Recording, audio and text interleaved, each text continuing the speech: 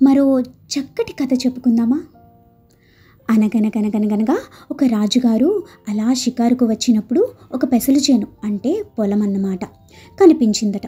అరే వా, చాలా అందంగా ఉంది, ఈ పొలం ఎవరిదో తెలుసా మీకు అని అడిగాడట తన భటులని, స్లేవ్స్ని.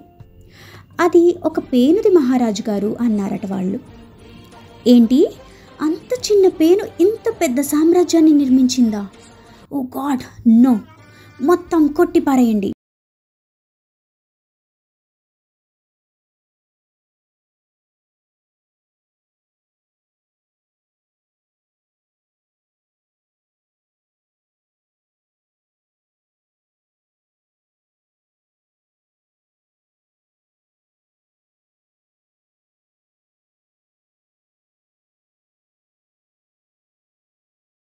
పేను ఫ్రెండ్స్ అయిన తేలు, పాము ఇంకా పులి వచ్చి మేము కూడా నీకు సహాయం చేస్తాము, బాధపడకు అన్నారట.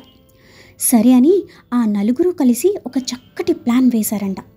ఆ ప్లాన్ ప్రకారం రాజుగడ్డంలో పేను దూరి దురద పెట్టిందట.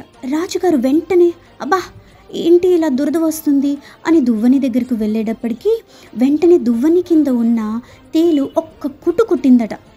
వెంటనే రాజుగారు అమ్మో తేలు కుట్టింది, డాక్టర్ దగ్గరికి వెళ్ళాలి ఎలాగైనా అని చెప్పులు వేసుకుందామనేసరికి అక్కడ ఉన్న పాము బుస్సుమని కాటేసిందంట. అంతే, రాజుగారికి గట్టిగా అరుస్తూ బయటికి వెళ్ళేసరికి అక్కడ ఉన్న పులి ఆ మాంతం రాజుగారిని మింగేసిందట. వాళ్ళ ప్లాన్ సక్సెస్ అయ్యేసరికి పేను, పాము, తేలు, పులి అందరూ సంతోషించారట. అలా తన పగని తీర్చుకుంది పేను.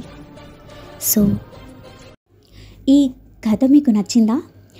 మోరల్ ఆఫ్ ద స్టోరీని కింద కమెంట్స్లో పెట్టండి. అలాగే ఈ కథ మీరు మీ పిల్లలకి కూడా చెప్పండి.